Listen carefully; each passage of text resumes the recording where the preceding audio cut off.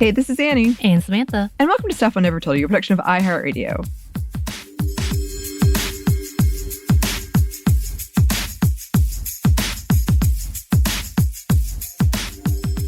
And today, I, in particular, am very excited because I'm living out a dream that I've been trying to make happen for a while. We are joined by Emma Grace, science communicator and entomologist. Thank you so much for joining us, Emma. Thank you for letting me be here. Hey. Yeah, I always talk about how I fangirl over certain people, and Annie's pretty much fangirling just over your job and everything else. So we are very excited to finally have you on because we've been searching for you for a little while now. And here I am. I'm here. And here you are. To the magic of podcasting / our producer, Christina. Yes, because it's kind of become a running joke, and listeners of the show know it. Since we did one of our first episodes of this year, 2024, we were doing what is going to happen this year, and I brought up cicadas, and now it's become every meeting we're in, somehow I bring up cicadas. And our wonderful producer, Christina, was very adamant. We can find an entomologist to come on and talk about this. And here you are. Well, I'm so excited to be here. This is a huge year for cicadas. This really is their year. So I'm happy that more people than just me are excited about it and talking about it. Oh my gosh. Yes. I am so much. And I think this is going to be fun because Samantha's a bit more reticent with me. This is what I told Emma Grace from the beginning. I was like, look, I am unfortunately the stereotypical girl who's yeah, I'm fine with bugs on the outside and leave them be. But if they're in my house, they're in my domain and they can't be there. You can't exist here. Just also, I have a whole thing with the fact that I immediately get eaten up by any of those blood-sucking insects, whatever it may be. So, and Annie knows this because we went on a trip and I was outside getting eaten alive, and Annie was just like, do. Everything is peaceful and kind. I'm like, I look like I have leprosy, ma'am. The bugs can sense that I'm at peace. Maybe. They have made me their sworn enemy. So for me, bugs are not the most fun, but because of Annie, my world has been turned upside down with cicada talk. When I'm talking about TikToks and the amount of cicada information that I'm getting, I don't want it, but it's there. And now I am fascinated. So I know this is going to be a whole learning curve for me. Well, I'm excited. I'm excited to share what I have about cicadas, bugs, really anything that we want to get into. But it really is a huge talking point right now. I feel like I'm seeing it everywhere on TikTok. News media are covering it. They're calling it cicada apocalypse. They're calling it, I've seen cicada get in, which I thought was kind of funny. Oh, that's fun. Yeah, it's everywhere. So please, I'm excited to be here. Thanks for letting me get to talk about bugs. This is what I love to do. Oh, thank you. And we are going to talk about cicadas. But first, we've gotten a little bit ahead of ourselves. Yes. Can you please introduce yourself to our listeners? Absolutely. My name is Emma Grace. I'm an entomologist and science communicator. I got all my formal training from the University of Georgia. Go Dogs. Woohoo. So I went to school to study bugs. Yeah. Represent. My girl, right here. Yeah, social work. Completely different. But yeah. But yeah, we were there. We were there. Georgia Tech girl here. Whatever. So. Hey, they've got a bug as the mascot. So you're still here. You're with us. They've got a bug as the mascot. Yeah, that's true. That's true. But I went to school to study bugs. And then since then, I've gotten to explore entomology in a couple different ways, which has been exciting for me. I think a lot of people go into research when they do entomology, but I've always been fascinated with outreach, education, science communication. So I've traveled around. I've kind of stayed in Georgia as I've been exploring where I want to be and what I want to do. I've traveled around to a couple different places. And in all the roles I've taken on since graduating, I've gotten to connect with communities. I've gotten to connect with industry professionals and also students to try and get people just excited to learn about bugs or just consider bugs maybe in a different way than they did before. Yes. I love it. I love it so much. And so obviously on this podcast, we talk a lot about women in various industries and fields. And so I wanted to move into that now because we recently I have been very desperate to talk about bugs and cicadas for a while, and we recently did an episode kind of looking into that. So I would love to get your perspective on that. But first, like, it sounds like you got into this line of work just because you were interested. But can you tell us, was there any like particular reason? What propelled you to get into this line of work? Absolutely. So, in talking to all the other insect scientists and entomologists that I know, what I have found is that people become an entomologist in one of two ways. Either they were super into bugs as a kid and they were playing in the dirt and they were collecting bugs and that was all they were about and they knew from like an early age that's what they wanted to do, or they accidentally fell into it. And that was the case for me. I didn't even know you could be an entomologist growing up. I always loved the outdoors. I loved science, but I knew I wanted to be a scientist, but I had no idea what I wanted to do. And for some perspective, my grandparents and my parents have always been super influential in like my interests and what I'm into. One set of grandparents, they live on a farm, so they're outside all the time. They're with animals all the time. We always got to like be with animals as kids. And then the other set of grandparents worked for the CDC. And so they would travel around the world and do health promotion.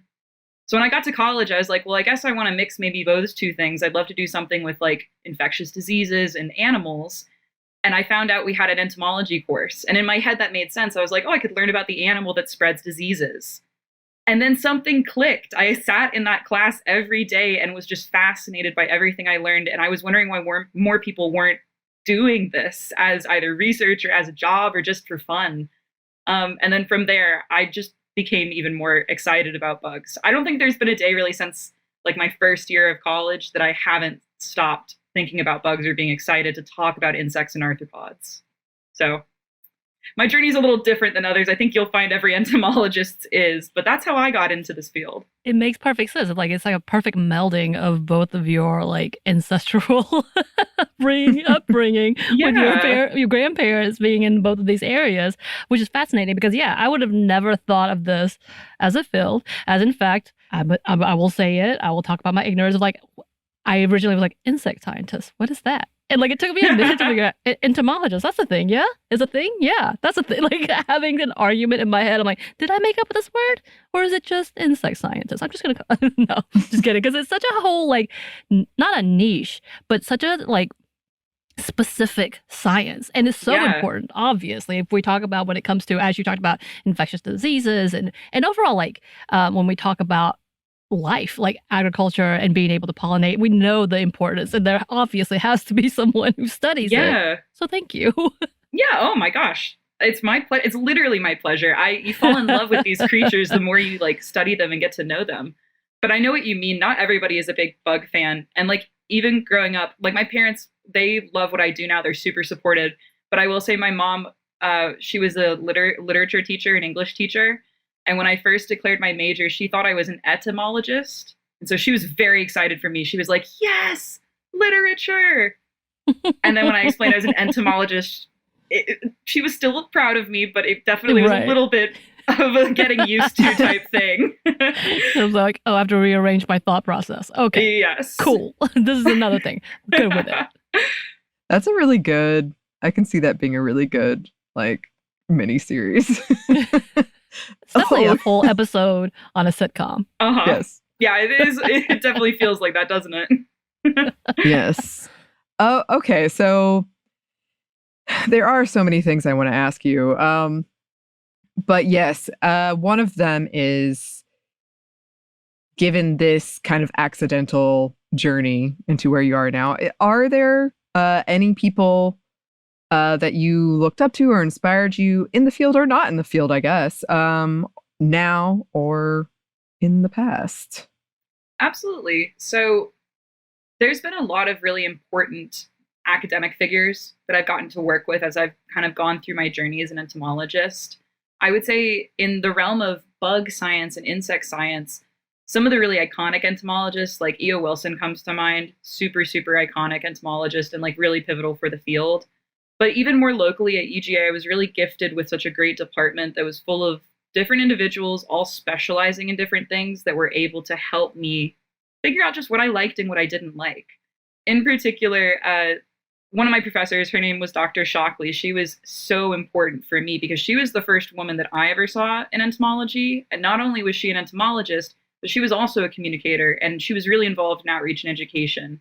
And she, to me, was like real life Miss Frizzle. Like she was all about wearing bug clothes and doing bug events and eating bug cookies and doing all. And it gave me so much excitement because it totally validated what I was feeling of being interested in bugs, but then being like a little weirded out because, there really aren't a ton of girls all the time that are interested in entomology.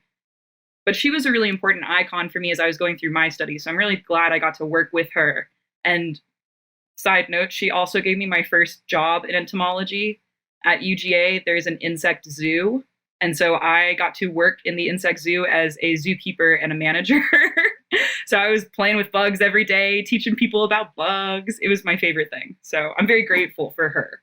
How did I not know there was a zoo?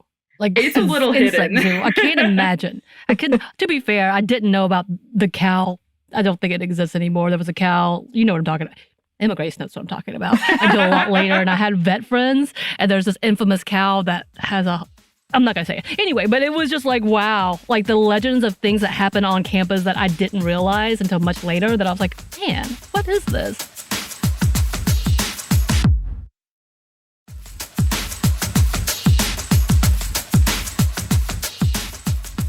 But, I do have a specific question because you talked about how you kind of got into it with a class. As an entomologist, do you have a specialty? Are you looking at something very specific right now? And what is it? That's a great question. Because I'm very fascinated. No, that's an awesome question because that's usually what happens with entomologists is you kind of have to specialize in something. So right now I'm still keeping it a little bit more general, but in recent years, my focus has really been mosquitoes and ticks. In particular, how like homeowners can kind of do mosquito and tick control themselves. So part of what I do as a science communicator is I work with different control agencies, whether that's like different mosquito control companies or different major pest control companies. And I help train their technicians on how to actually go out and like communicate with homeowners, communicate with customers, assess an area and see what control efforts can be made before we're laying down some kind of product or chemical. So that's what I've been doing recently. And then I'm also very into butterflies. I did a big year-long study of butterflies. I worked in a tropical butterfly conservatory. So I got to see them as they were developing through their metamorphosis. I got to work with them really intimately. So that's also a little bit of background I have that I would say is kind of like a specialty. Dang, that's really important in the state of Georgia when it comes to like mosquitoes and ticks. We know. For sure. And by the way, I need your number so that I can get some information as I live here. Anyway, because that is also a very big conversation about what is happening with diseases when it comes to like pet ownership as well as individual ownership. Ticks have been a huge problem within the state of Georgia, everywhere we know, any wooded area. But I know that's a like whole thing because of things like Lyme disease and different types of diseases that happen with, again, like your pets and such. So I cannot imagine the amount of like research you're having to do, especially again here in Georgia. No, for sure. And it's kind of exciting. It's fun to be an entomologist because this is about the season of the year where everyone starts dreading bugs coming out. But it's the season where I start getting excited because this is where we start to see if some of those control efforts we're trying out are actually going to work or actually going to be implemented. So it definitely is important. And I think that's also why I like being in this field is because not only am I looking at such like unique organisms and unique animals, but there's always room to learn. There's always things to do. And it has a big impact. Like you said, whether it's on disease and health, whether it's on pollinators and agriculture, there are large impacts of this kind of work. I like it. Something I like. I think that's so important for people to remember because, like, for instance, I also work on a food show. And the amount of times I've heard food producers express worry about bees or pests or any kind of thing, like, it's huge. It is such an impact that I think a lot of people don't necessarily consider all of the time. And there are so many amazing things about bugs that I love. And some of them are terrifying, right? Like, I totally get it. Some of them are scary. But that being said, is there any, like, bug fact you love to hand out at like parties, like your favorite? What's your conversation starter? Yeah. No, and there is one. That's the thing. There is one. So if anybody is listening that has ever met me, I'm sure you've already heard this, but my favorite like go-to icebreaker bug fact is about dragonflies. So dragonflies are really cool because they're a semi-aquatic insect, which maybe you don't really realize until you start thinking about it. You always see them around bodies of water like lakes, ponds, things like that, but they spend that first half of their life completely underwater, and they are ferocious when they're underwater. They're mean. They kind of are. They're mean. I just want to say, this is why I have problems with these insects. I'm like, why are you coming after me? Look, well, they're just doing their thing. And dragonflies, they're ferocious. Like, they just kind of hover over you and be like, I can take you out if I want to. They're kind of crazy, too, because, like, dragonflies in particular are so chunky when they're in their aquatic nymph phase. If you ever find one, they're so chunky and big. But the kinds of things they eat when they're underwater, they're carnivores. So they're eating like other fish, they're eating other insects, they're eating each other. But my fun fact that I always like to share, as if that wasn't fun enough, right? Yeah. Is the way they eat. You should look up an image, it's so cool. Is they essentially have a jaw that they can unhinge. So their jaw kind of unhinges and elongates and then grabs onto a prey in order to eat it. And then you think of dragonflies, you go into like a store and you see pretty dragonfly pictures on like everything, right? But before they get those wings, they're kind of ferocious. They're kind of wild. I feel like they're ferocious all the time. I'm just thinking about like if I'm outside swimming and they're there, they don't leave you alone. They're just mean. They're like, yeah, this is my territory. I'm gonna take you out. And now that I know their jaws unhinged, I'm like, you're literal monsters. Yeah. Petrified. I mean, there's something else. There's something else. I'm starting to think, Samantha, you have particularly angered the bugs in a past life. Perhaps. Maybe we were like enemies. Maybe I was a bug. Maybe you were a dragonfly that went rogue. Rebelled against them. I don't know. But look, I think this is what it is about insects. And you can tell me if I'm wrong, McVey, is that they are so not like the creatures are not talked about enough. Like they're not like the dogs or when we get fun facts about otters or something like that. That when you find something out about them, it's so like beyond what you expect that they become a legend in your mind. And they're like, this is what, if they were our size, we would all be extinct. Like that's what I think. And I think I'm like, they're so mean and they're literally 1/1000th of my size, 1/1,000,000th of my size, but you're still somehow so mean and aggressive. This is why I'm like, I feel like they're on their own path. They have their own missions, you know. Like our mission in life is like for comfort and enjoyment and aesthetic. Right. And the bugs don't care about that. They're doing their own missions. So they don't care. They don't care. And it's kind of like how they camouflage themselves. So like you have ladybugs who are supposed to be so cute and all these things. And then you have what I heard was like the Asian version, and they're mean and they look a lot like it. I'm like, that's first of all, that's racist. I'm just kidding. Second of all, why are you so mean and camouflaged to look like the sweet one? No, that is true. I will say in defense of Asian lady beetles, they're less mean and more annoying, I think. I don't know if that's better or not, but apparently I have a lot of hostility towards some types of bugs, and I didn't realize it until you came, and I apologize in advance. Well, I'll apologize now because it's not advanced. Emma Grace, as I am discovering my own angst in this, but that is an amazing fact and horrifying at the same time. And you really should look up images. It's so crazy. And I want to touch on something that you kind of brought up, or a theme you brought up, but I think that's also why it's so fascinating to think more critically about bugs and kind of look at bugs in a different light. Because they really are the closest things we have to like extraterrestrials, you know? If you look at a lot of like sci-fi movies, a lot of science fiction, a lot of like alien design, it's all based on insects. Because they look so different. They don't look like us. They're not as predictable or cute as dogs and cats, right? And like each insect is doing its own thing. It's so fascinating. Ladybugs are totally different than cicadas, totally different than dragonflies, than mosquitoes. But they're all still animals. It's so fascinating. I could go on and on. Well, I feel like there's been creatures are like, these could have been dinosaurs. Like these are the closest things to dinosaurs in a way, in their predatory ways or whatnot, which is also why I'm like, and there's, again, millions of them. So you never know. And I'm sure you can tell me, you're discovering new species or like new threads of types of lakes, or we're having a moment where they all come together in one big breed and take over the world. Cicadas. Wow. I have a feel. I have some feelings about this. Apparently, You do. I have to say, I love that you brought up like, and we are going to come back to this at the end because I love horror movies as well. And I love a lot of things where in the end, the director or creator or whoever will say like, yeah, I based it off of this bug or I based it off of this behavior in bugs. And I'm It's so cool. terrifying and I love it. It's so cool. Yes. Yes. Well, I also did want to come back to what we were mentioning earlier about women in entomology and how it's still mostly men who are getting the credit and attention. That was what one of our recent episodes was about. Recent numbers indicate it's 25% women compared to 75% men, though the numbers for women can be much lower in educational spaces. So I wanted to ask, has that been your experience? So it's a funny question.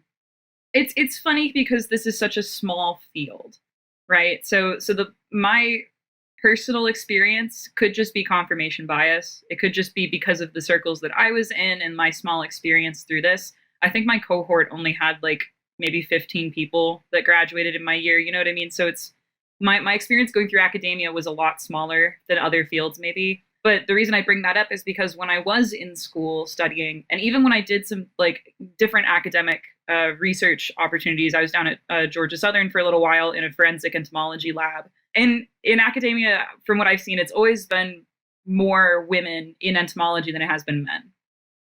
However, when I've gotten to the workforce and when I've actually talked with researchers, or for instance, earlier this year, I went to an entomology conference with some like industry professionals.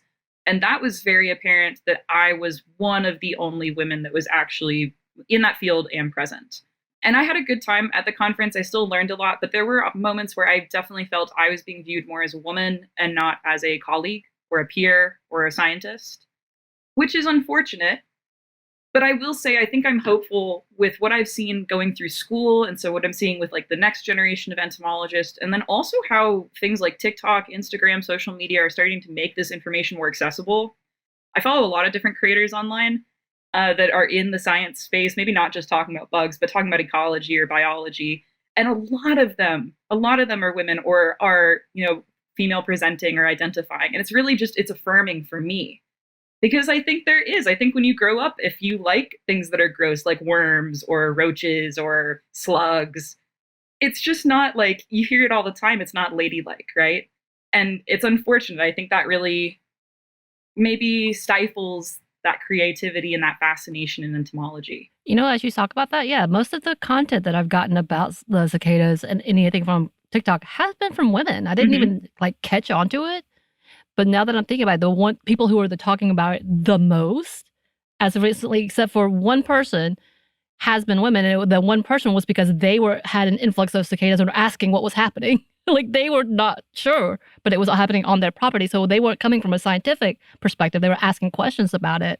And that's the only man that I've seen actually talking about this. So that is fascinating to hear, to know that those who are, I don't know, it seemed like maybe they're caring and learning more, maybe towards that way. And it is a growing field into that world, which is fascinating. So I'm interested to see, as this field continues to progress and as time goes on, whether or not those percentages maybe even out a little bit more. But again, it's such a niche field. It's so small that it could just be the pockets that I was interacting with. That's what I experienced, both in school, but even in my job and in my career. It can just be those particular moments. So we'll have to see. Yeah, I'm hopeful that it is shifting. And going back to a point you brought up earlier, I did read in a lot of places that there was an ick factor that hit in middle school, where girls were almost socialized to be like, okay, bugs are gross. I don't like bugs. It's sort of a trope, a stereotype that in a very heterosexual sense, you get your dude to get the spider if you're afraid. And that has legitimately in academic papers, this came up as being something that is in somewhere or another deterring women and girls from being entomologists or going at all, even thinking about it. Does that like ring true to you? Does that make sense? Thinking about like middle schoolers, that absolutely makes sense. So part of the work that I do is I do a lot of like communication with like field trip groups, or I'll go to schools and explain bugs, or I'll connect with different schools online and do like a remote presentation or something. And yeah, it's hard because that's such a, volatile age range, because like you are so worried about being judged by your peers, and you're so worried about like how to identify yourself and how to, find your interests and who you're turning into. So I definitely think that rings true. But I think that trying to have people in the field that are a little bit more appealing to young girls, so whether that's women that are entomologists or just showing off the feats of women in this field, I think can help encourage those girls that are interested in bugs to continue pursuing that interest. Yeah, I think so. Like looking back, there's been several instances in my life where someone who was very excited about something, who was a woman, showed up at my school, and then I was like, yes, I am not the only one who's excited about this. Representation matters. You just unlocked a memory for me, like by saying that. So I went to an all-girls summer camp when I was younger. I went for like every year, every summer. But I remember one summer there was, I think we just called her the bug lady, but she came and like just taught us different insect things. One thing that like I loved, but probably a lot of like, I don't know if the other girls like this or not, but I thought it was really cool, is like we went out to a field at night. We took our flashlights, turned them on, and then you hold them against the side of your face so the light is flashing outward. You're not blinding yourself. But if you look around at the grass, you'll start to see all these sparkles, like little glittery sparkles. And it looks really pretty. And then she explained to us that those are spider eyes. Those are all spiders in the grass. And so my reaction to this is so different from Anney's. But that was a cool moment for me. And I'm never going outside again. I'm like, let me get there immediately. I'm so sorry. Keep going, Emma. No, I was just gonna say, that was a moment. That was a cool moment for me. I think Anney and I were on the same wavelength there, where I was like, no you way. are. And I'm like, yeah. If we had a steal of the moment of you say this, and Annie's face, and then my face, it was like, ugh. We do. But that is fascinating and terrifying for me. But yeah, that's an amazing core memory. You just like totally unlocked it, because I don't know why I haven't thought of that recently, but thank you for giving me that memory back.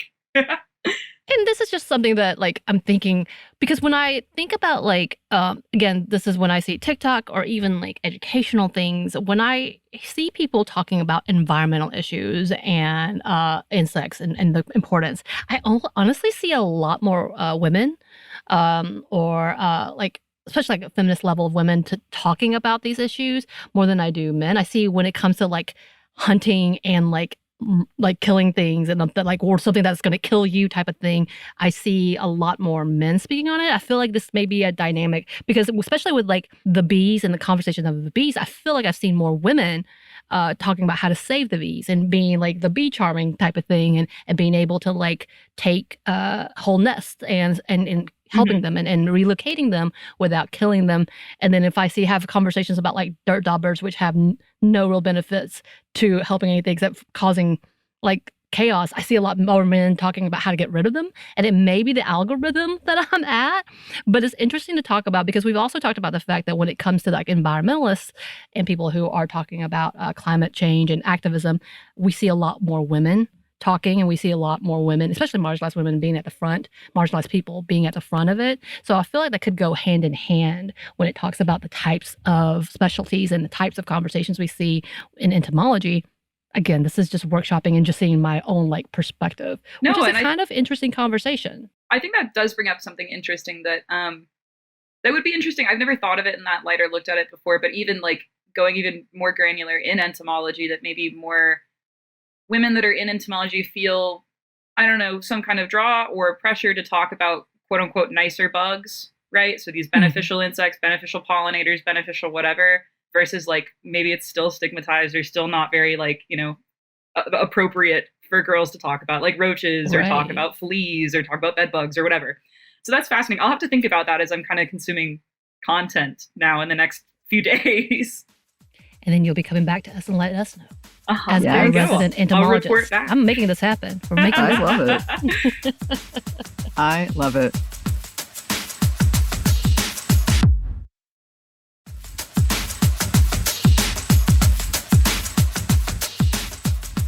Okay, well, we've got to talk about cicadas.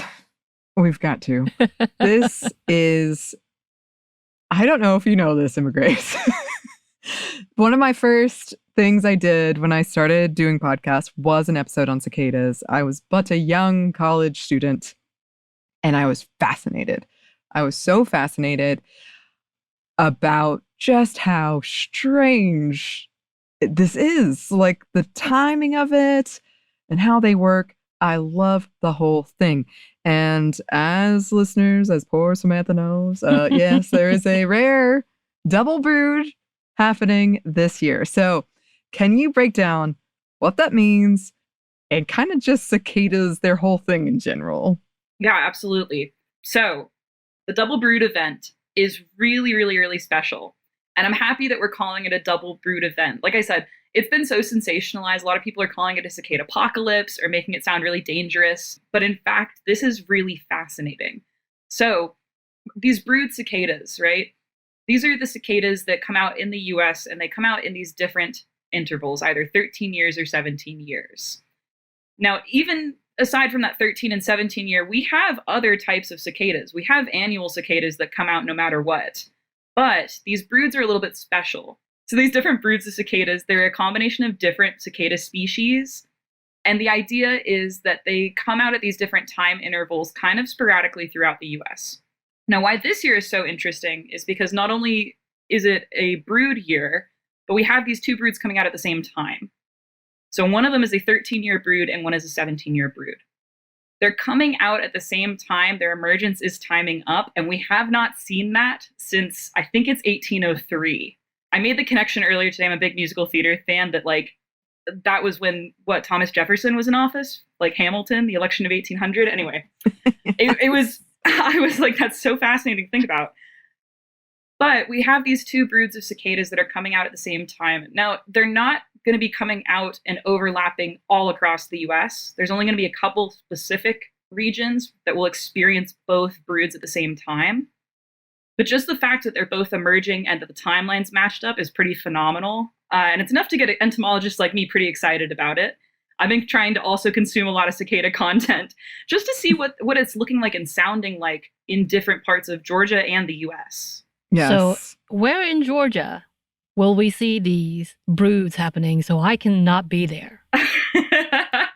Well, that's an interesting question. It depends. It's really interesting because it depends on the map you look at. And I guess it also depends on how often you're deciding to go outside right now. But it's hard because both of these cicadas, they take such a long time to come out that the data that we're looking at from the last time either of these broods emerged is from 2007 or from 2011.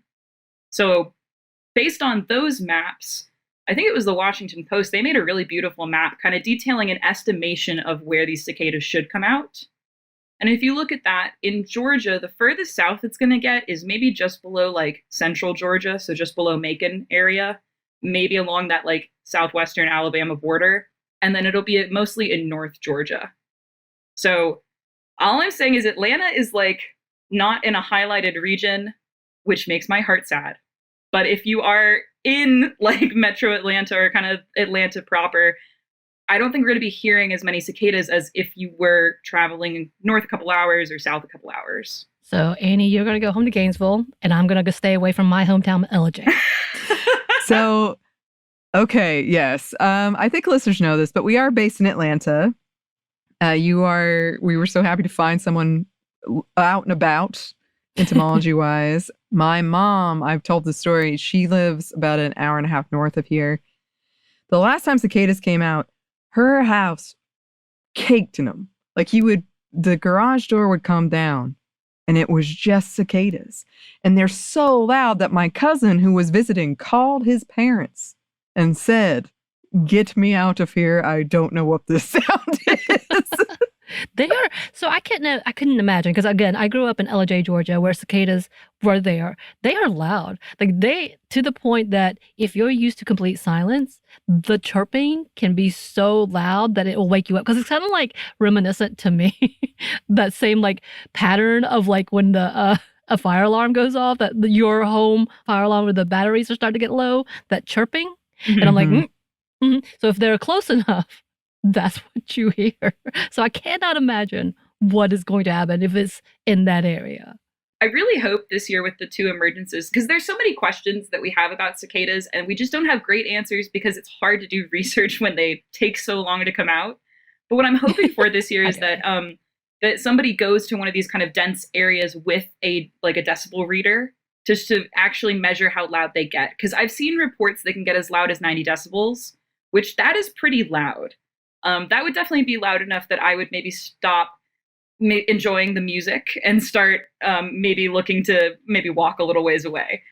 But but no, it is fascinating that it's not just covering the state. So if you are in North Georgia, or kind of like I said in that midline, southern midline of the state, you're probably going to be more likely to hear them or see them. And then in terms of the rest of the U.S., if there are listeners in Illinois, that is kind of the hot spot right now for both broods. There are a couple regions of Illinois where both the different broods 13 and 19 are going to come out at around the same time. It's going to get Illinoisy, is what I'm saying. Thank you. I think you and Anney may be soulmates. You're in the right place. I'm starting to think you two may just be like soulmates. Yes. And the funny thing is, too, not to keep harping on this point, but Samantha and I just are coming from different places. And I keep being like, I think I heard one. And Samantha's like, oh, no. But I keep thinking like I heard something. And this is one of the most fascinating parts about cicadas is that sound, right? Can you tell us what's going on with that whole thing? Yeah, absolutely. So a lot of insects make sounds, right? That's a really important way to communicate with one another. And usually when insects are making sounds, it's either for a warning or it's to try and find a mate. And in the case of cicadas, it's the latter. So while that noise may be really off-putting, maybe that's like a secondary benefit as predators aren't really going to want to mess with you if you're annoying them. It's really being made so that they can find each other during these big emergent events, and so that then they can mate, reproduce, and start the next cycle. And so it's only the male cicadas that actually make that noise. That's something that I think is a little bit of a misconception, is that every cicada makes that noise and that's why it's so blaringly loud. But in fact, it's just the males that are making it to attract the females. One thing that I learned, which I would love to share, so when we think about our broods, our different broods, and if this feels reminiscent, this idea of brood cicadas, we just had brood 10, brood X a couple years ago. So when we think about a brood, it's made up of a ton of different species of cicada. Like they're periodical, they're all deciding to start their timer and, wake up 13 years at the same time, but they're all different species. And so when you listen to cicadas chirping, sometimes you can detect what species you're actually listening to because the chirp is a little bit different. So some of them make like an actual sound sequence. Some of them kind of make more of a click and a buzz instead of just a straight buzz. So that can be a little fascinating to figure out, okay, which species is nearby me in this brood, or maybe which species is most prominent in this brood. But they're making these noises. They've got these organs on the sides of their abdomen. They're called tymbals. And they're cool. They're like membrane organs that they use, and they can click and kind of push air in their body to click and make those buzzing sounds. And so if you're looking at a larger periodical cicada that's clicking at a different rate than a smaller periodical cicada, those sounds are going to be completely different. I love it. I love it so much. So, as we've been alluding to, this is getting a lot of coverage, even if they a bit late to the game for my taste, but recently getting a lot of coverage. And as you said, a lot of it has been kind of fear-mongery, has been very like cicada apocalypse. Yeah. What to know about your pets, what to know about like all of this stuff. So do you have any misconceptions about what's coming with these two broods emerging that you would like to clear up? Absolutely. So there's a few things that I would love to share just to bring some peace of mind. Hopefully, this does. The first we touched on a little bit. Even though this is a huge year for that double brood event and for cicada emergence, it's not happening everywhere. So there are lots of maps online right now that you can find that use research, like I said, from previous years we've been able to study these broods to approximate where they're going to end up. So if you're nervous that like you've heard neighbors in, or family in one state complaining about cicadas and you're just waiting until they creep up in your backyard, it might not even happen. It totally depends on where you are located. The second thing I want to clear up, and I try and clear this up when I talk about a lot of different insects, is whether or not they're medically important. So cicadas are not known to be medically important insects. What I mean by that is they're not known to spread diseases to people or pets. In fact, cicadas' mouth parts, the mouth pieces that they have, are really not designed to be piercing like through skin or chewing anything. So it's very, very, very unlikely they'll bite you, unless you, I guess, really wanted them to. But Samantha. I'm staying away from them. I'm not trying not to fight any of them. Okay. And that's okay too. Their goal right now when they emerge is to emerge completely, avoid predators as best they can, and then find mates. So they're really not interested in people at all. And I like to say also, they really shouldn't be dangerous if you do want to try and handle them, or if you do want to try and get close to take pictures or anything like that. You might get spooked a little bit by the noise, but they're pretty harmless. I did see, and this was news to me, so please correct me if I'm wrong. This was another fear-mongering headline I saw. To me, I don't care, but I could tell they were trying to make me scared, that there's going to be cicada rain. Oh. Like where they spit at you. I haven't, that's not what I thought you meant. I was like, I know some stuff about cicadas and I never heard about this. I've never heard that. I mean, I'm happy to look it up and follow up. I thought when you said cicada rain, you meant that they're all going to like fall out of the sky dying, which that might happen. After they reproduce and they lay their eggs, they don't live very long after that. So eventually there are going to be kind of piles everywhere of dead cicadas. And also when they lay those eggs, this is also so fascinating. I'm going to take us on a tangent. When cicadas lay their eggs, I always thought, I was like, why have I never seen a cicada egg? I don't even know what that looks like. I've never seen that one out in the wild. And that's because they don't just lay them willy-nilly out in the wild like other insects might. Female cicadas will lay them inside tree branches or inside woody kind of branches of different trees, shrubs, things like that. Their ovipositor, which is the organ they have to help lay eggs, is so sharp that it pierces through the wood, and then they lay eggs inside there. And then once those eggs are kind of ready to emerge, the nymphs will crawl out, and eventually they'll either fall off the tree or crawl down the tree to make their way to the soil. But that's why you never see cicada eggs. So again, that could be another iteration of cicada rain, is all of a sudden all these nymphs are going to start coming down to the ground so they can get in the soil area. I don't know about spitting. That's new. That's something I haven't heard. Yeah, that was new to me, and I'm not an entomologist, so I don't know. But I've done my looking up of cicadas, and so that I was like, really, cicada rain? Well, maybe we'll see. Maybe we'll see.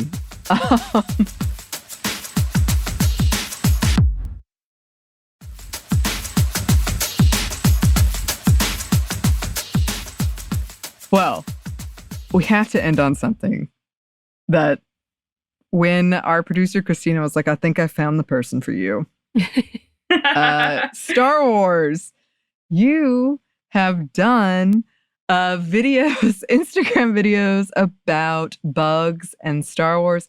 I am a huge Star Wars fan. I mean, that was like, I was like, okay, sold. We're good. I did my best. Can you talk about some of those, the videos that you've done or the thoughts that you have about like bugs and Star Wars?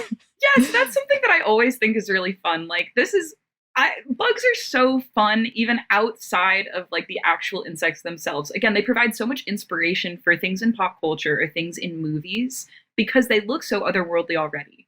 And so I like when I can find little opportunities to try and get people interested in real life bugs by maybe connecting them with fictional bugs. When I do school presentations, I talk about how my job is a lot similar to Pokemon trainers, because I'm trying to collect bugs and do research and figure out what's going on. So I try and find ways I can do that through my social media and also through talking with people. But the Star Wars videos were something that I made because I thought it would be fun. It was for May the 4th, which is Star Wars Day. I have to admit, I am a Star Wars fan. Don't get me wrong. I am only new. I've been recently introduced to the world of the prequels. I just watched them for the first time this year. So a lot of what I've been absorbing through the prequels, I've only seen them once. But my boyfriend and my family are all huge Star Wars fans, like mega Star Wars fans. So when I was making this video, I was trying to think like, oh, I wonder what cool bugs there are in the Star Wars universe. And it came to mind that like, maybe I could talk about the Sarlacc pit because there's, maybe that's kind of like a worm looking thing, or there's that big worm in the asteroid in the original movies that they have to kind of dodge or get out quickly. But then the more research I did thinking about the prequels, that's when I found out all about like the actual insectoid race in the Star Wars universe. And I've gotten some discourse online, and my defense is that all the information I have is either from the movies or from Wikipedia, which is the Star Wars Wikipedia. Mm-hmm. But the insectoid race, the Genosians, are the designers and essentially original builders of the Death Star, which is like the most iconic image in Star Wars. And I was like, there we go again. We've got another thing to thank the bugs for. So I'm going to make a video about it. Yes. Oh, I love it. You'll have to tell me. I would love your honest review because I did my best. Oh, no, I love it. And they have such like they have like a hive mind, but they've got like such a tragic thing that happened where they were like, oh, we didn't know we were doing the Death Star. And then they kind of get wiped out. Yeah. The cherry on top of that whole story was in my research. I think the only Geonosian that survives, their name is Click Clack, which I think is amazing. Yes. But Click Clack does have an egg. So there's hope for the future. That's my new hope right there. The spiders in The Mandalorian that freaked everybody out. Like there's a lot of fertile ground. I was going to say, I think we need to find a better word for you because you're not a big fan, Anney. Like you are along the lines of being an expert. Like when it comes to so it's like entomologist, but it's like Star Wars knowledge. Like I really it. PhD. I don't know what it was, but it's definitely not just because fan is so loose and it's too broad. When she will tell you about the creatures of Star Wars, of all of them. Not the animated versions as well. I have a feeling. So I love that. When in our team meeting, and Christina, super producer Christina was like, "So she has a Star Wars content," and Anney was like, "Yes, immediately, yes." Like that. This is like the cherry on top. So I guarantee she'll let you know, and then start. If you need more information, she can help you. Amazing. Collaboration. Next piece. I already see it. Yes. Also, I like to think, I believe it's true. I'm a nice Star Wars fan. I'm not going to be mean about it. Yes. I'm much more like, can I tell you? I'm like the entomologist of it. I'm like, can I just tell you about it? It's so exciting. That's my favorite thing is like talking with people that have such a clear passion for what they're talking about. That's like, yes. Always gets me excited, like when I get to talk about bugs or when I get to talk with people that also like bugs or Star Wars or whatever it is. It's like, it's just such it's a nice feeling. I love it. It is. And I'm very happy to know that you are around and about, and maybe we could hang out in real life. Yes. But one final question. We've been kind of touching on this throughout, but do you have for the listeners, any advice maybe if they're interested in this or maybe any field like this where they might not think it's a path for them necessarily? Yeah, absolutely. So with a life science field like this, the best way to learn is to like get your hands dirty, like to get into an opportunity.